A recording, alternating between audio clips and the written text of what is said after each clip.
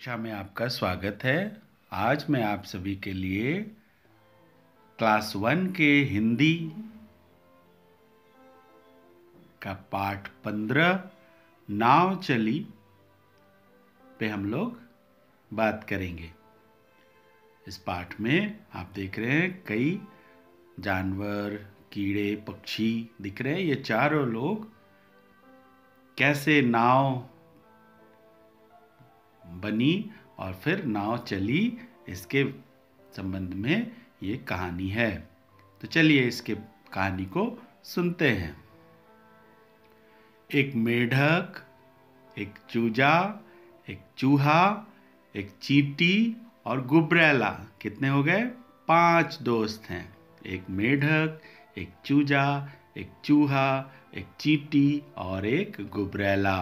गुबरैला देखिए चूहे के सर पे चढ़कर जा रहा है। और चींटी कहाँ है? चींटी चिड़िया के ऊपर में चढ़ी हुई है और मेढक आगे आगे चल रहा है। सब सैर को निकले। फिर क्या हुआ? चलते चलते वे एक तालाब के किनारे पहुंचे। देख रहे ना तालाब? चलो तैरे कहकर मेढक पानी में कूद गया। देख रहे, मेढक पानी में छलांग लगा रहा है और बाकी चारों चूहा, चींटी, चिड़िया और गुबरैला किनारे देख रहे हैं छलांग लगाते हुए मेढक को। फिर क्या हुआ? यहाँ पे पर हमें तैरना नहीं आता।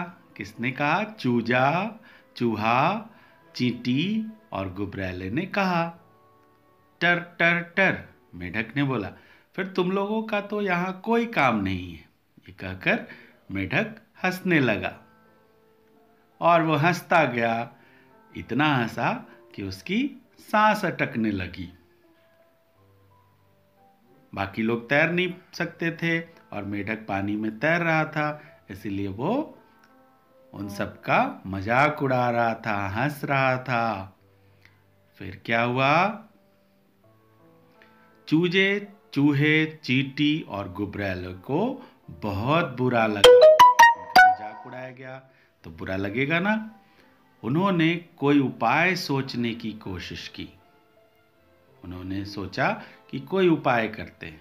वे सोचते गए और फिर उन्होंने एक तरकीब निकाली का मतलब एक उपाय निकाला, एक तरीका निकाला कि कैसे वो भी पानी में तैरें। क्या किया उसके लिए उन्होंने? ये देखिए, चूजा गया और जल्दी से एक पत्ता वापस लेकर लौटा। देखिए मुंह में, चोंच में अपनी एक पत्ते को दबाए हुए है। चूहा एक बेल का छिलका ले आया। बेल की जो छिलका होती है, जो कड़ा होता है, वो पानी में तैर भी सकता है। चूहे ने सर पे उठाकर देखो ला रहा। चींटी एक बांस की कमाची लाई और गुबरैला काले धागे का एक लंबा टुकड़ा ले आया। तो पत्ती, बेल का छिलका, बांस की कमाची और धागे का इंतजाम हो गया। फिर सब ने मिलके सब काम में लग गए। उन्होंने बांस की कमाची को बेल के छिलके के अंदर फंसा दिया और पत्ते को धागे से उसमें बांध दिया। 1 मिनट में ही सुंदर नाव तैयार हो गई। ये देखिए, सुंदर नाव तैयार हो गई। उन्होंने उसे पानी में धकेला और उस पर चढ़ गए। इस तरह चल पड़ी उनकी नाव। नाव तैयार हो गई और जो चारों लोग तैरना नहीं जानते थे, उन्होंने नाव बनाकर उस पे पानी में तैर रहे हैं। मेढक ने अपने सिर पानी से बाहर निकाला और फिर हंसने ही वाला था, पर नाव तो बहुत दूर निकल गई थी। इतनी दूर कि अब वह उस तक पहुंच ही नहीं सकता था। तो इस तरह देखा बच्चों आपने कि मेढक जिस पर हंस रहा था, अब वो आश्चर्य कर रहा है कि कैसे चारों उससे भी दूर तैरते हुए चले गए।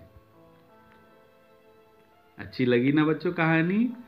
और हमें उपाय लगाकर हम वो काम भी कर सकते हैं जो